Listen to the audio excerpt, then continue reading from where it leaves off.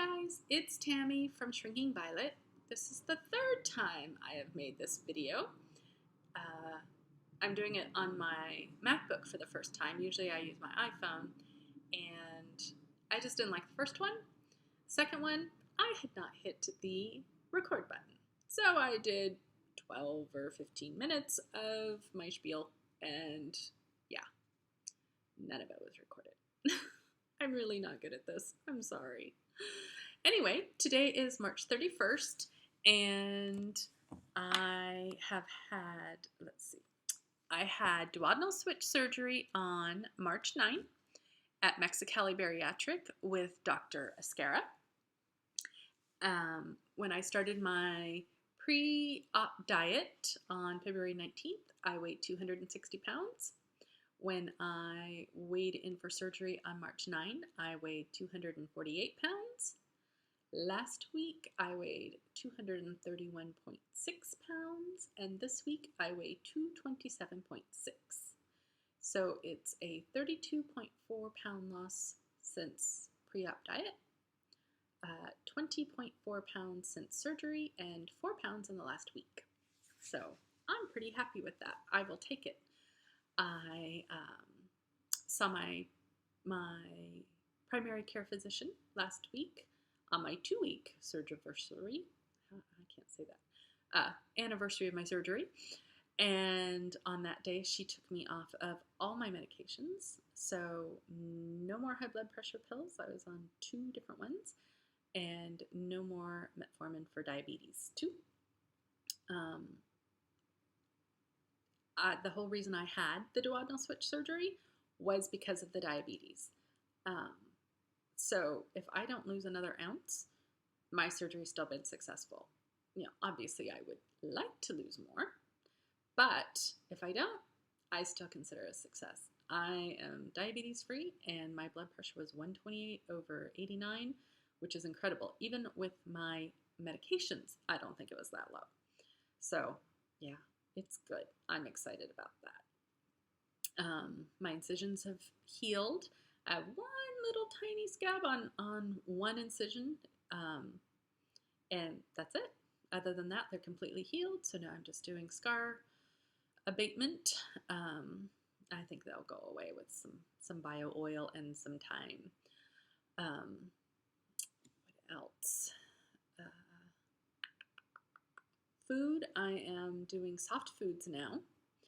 I am so glad to be doing something other than protein shakes, yogurt, yeah, just anything with some substance to it is a really good thing. I've been doing tuna salad. I've been doing chicken salad, like with the canned chicken. I'm not up to chewing on a chicken breast yet. I wish I was, but nope, not yet. Too dense. I had some baked salmon, which I think would have been okay, except that I ate it too quickly, and it did not go down.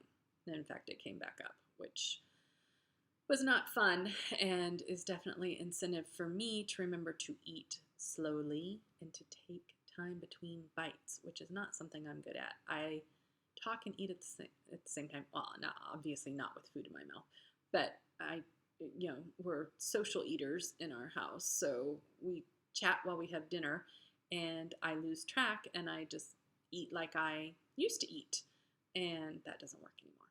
I have to consciously make the choice to put my fork down, sit on my hands, chew, and then swallow and wait.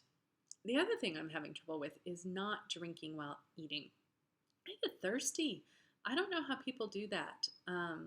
Even now, I find that every so often I take a little sip of water because I just cannot stand that whole half hour before and half hour after thing. I'm going to work on that, but I don't know if it's ever going to be something that I am successful at. But I am successful at getting in all my fluids for the day, and I'm successful at getting all my protein for the day. So if drinking while I'm eating is the worst thing that happens to me, I don't even care. I'm not so sure that it's that important unless I let it um, make me start eating more. Because I've seen, have you guys seen on YouTube somewhere, I can't remember the guy's name, but there's a guy that shows you why you shouldn't eat and drink at the same time, and he uses applesauce and he puts it in a funnel, and you're watching the applesauce drip, drip, drip as it would out of your stomach. Um, and then he pours some water in there, and the whole applesauce just kind of whooshes through. And so he explains that that's why they don't want you to eat and drink, because while it's the food sitting in your stomach, it's sending you those satiated um, sensations to your nerves. And once you put the water in there, it passes through, and then you don't have that satiated feeling anymore. So I understand why, but unless it becomes a problem for me, I'm not going to worry about it. I'm just a thirsty person. I always have been, even before diabetes, and now that I don't have diabetes, I'm still a thirsty person. I drink a lot of water. So I just try and only take a sip every now and then when I'm eating. Weird head games. I still, at some deep level, feel like this is not going to stick. Like it's going to be like all my diets in the past, and it's going to fail eventually. That I'm going to be successful for, 30, 50 pounds or whatever, and then it's going to stop, and then the weight's going to start coming back on. That my hunger is going to return, or I don't know. I'm having the hardest time believing that this is going to work for me. Intellectually, I know it's going to.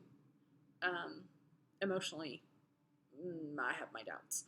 I feel like I'm going to be the first person in the history of the duodenal switch who is going to fail and gain all her weight back. My husband thinks I'm crazy because I'm also an overachiever, and so I'm trying to do everything right and really make the most of my tool, and I'm not sabotaging myself. And he's like, that this is helping you to make the most out of the stuff that you already do. And he says, you can't help but be successful. I said, you'd be surprised. I've dieted since I was 9 years old, and it's not been successful yet. It's the one thing in life that I cannot manage to do successfully. So it's really hard to believe that this is going to work and that I'm going to lose maybe 100 pounds or 120 pounds or however many pounds I lose. It's just a weird thing.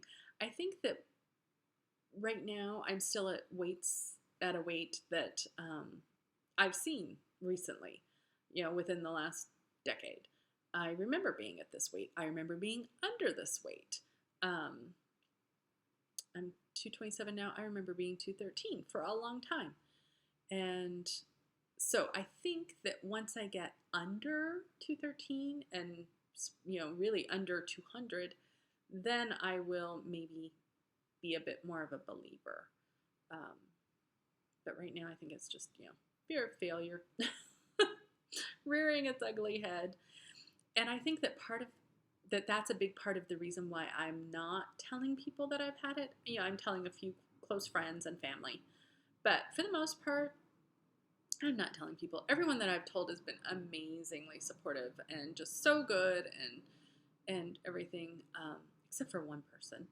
And yeah, she was the first person I told, and I immediately regretted it because she was kind of that veiled, judgy, well, why are you doing that? Why don't you just, eat less and move more? We had a whole conversation that just pissed me off, frankly.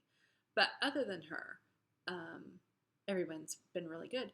But I don't want to tell people because I don't want everybody and their dog looking at everything that I put in my mouth or wondering why I'm not working out at that moment, or every time they see me asking me, so how much have you lost now? How much have you lost now?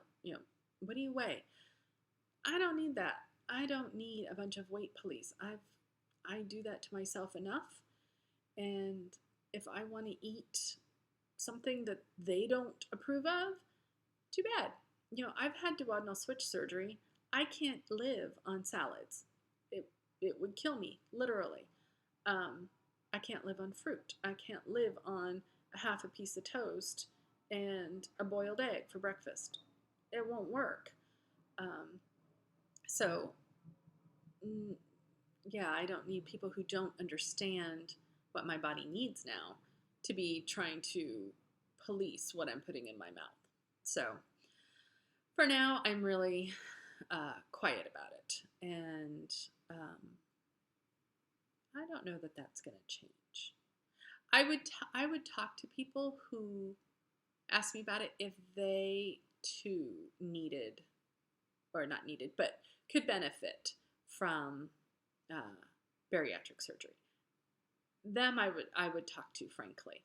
But people who, you know, oh, I'm 20 pounds overweight, I need to do something. What are you doing?